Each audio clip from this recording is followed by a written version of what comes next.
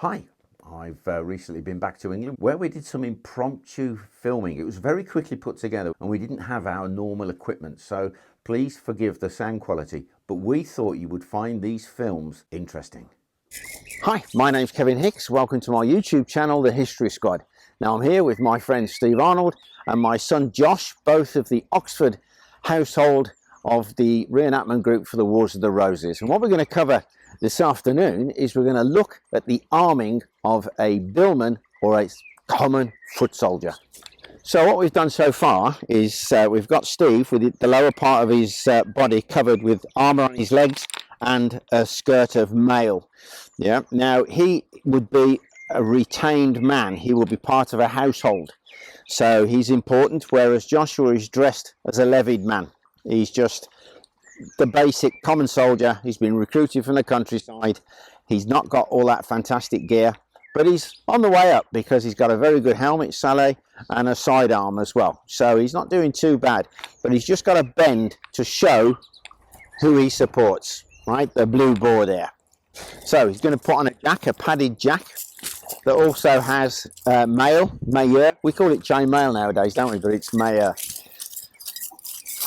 Got jack chains all the way down the sides of their arms, so if you are slashed from the side, yeah, you are protected.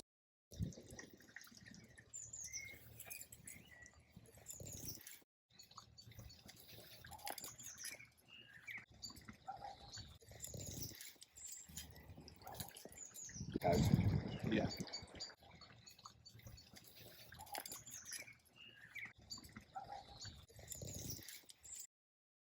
So we've got Steve into his padded jack. So much mail underneath here in his jack chains, it's starting to get heavy. This is kind of layered armour, but there's just an aside, and I've lost the story.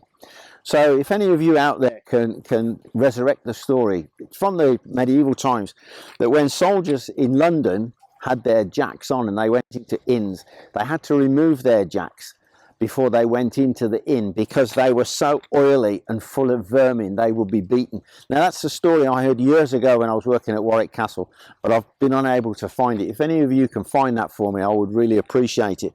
But the next stage now is we've got to identify the man. He's got to have a livery jacket. Sweat. It was just chatting there. These livery coats would actually, some of them would fall apart. They will become disgusting on the inside, even turning green from the amount of sweat. Right, so now he's identified. We know who he is. There's his blue boar there. So we're going to put on a placard and fold. I know, it's just a placard, isn't it? Just a placard, just the bottom yes. piece with some tassets.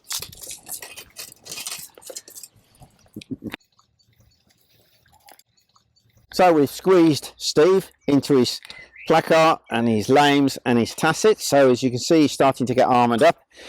The cinquita. There you go. And his simple sword.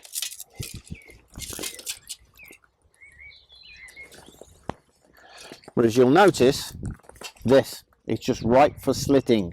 So we need to protect his neck and the top of his chest.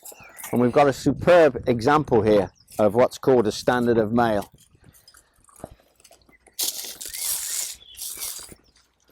Now the detail in this I find exquisite, I really do. It's riveted mail, but the way the leather work's done at the top there, it's one of the best I've seen, if you want the truth. So he's well protected now, but he can move around. A little piece that we've missed off, I suppose, is a buckler. These are very important, but we'll show you how this works in a wee while. We'll just hook it on. And to finish him off, we need a helmet of some kind. We have a nice sallet here.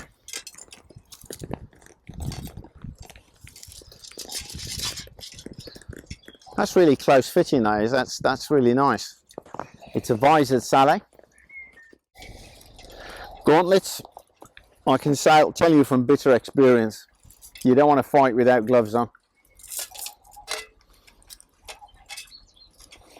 Now, a pole arm. So here he is, a fully armed ready to go, liveried household soldier. So what a billman's job was to actually support, augment the man-at-arms.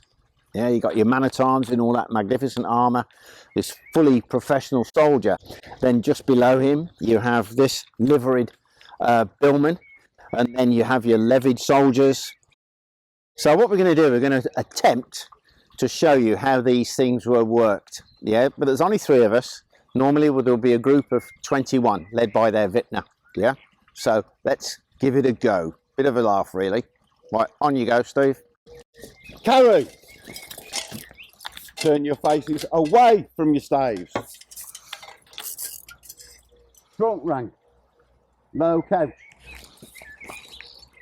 Second rank. Third rank. There's the hat.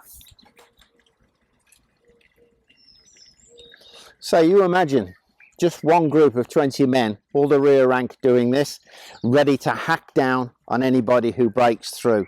And if you've got charging horses or charging men, they are literally charging into dozens upon dozens of these, because you just wouldn't have 20 men on their own.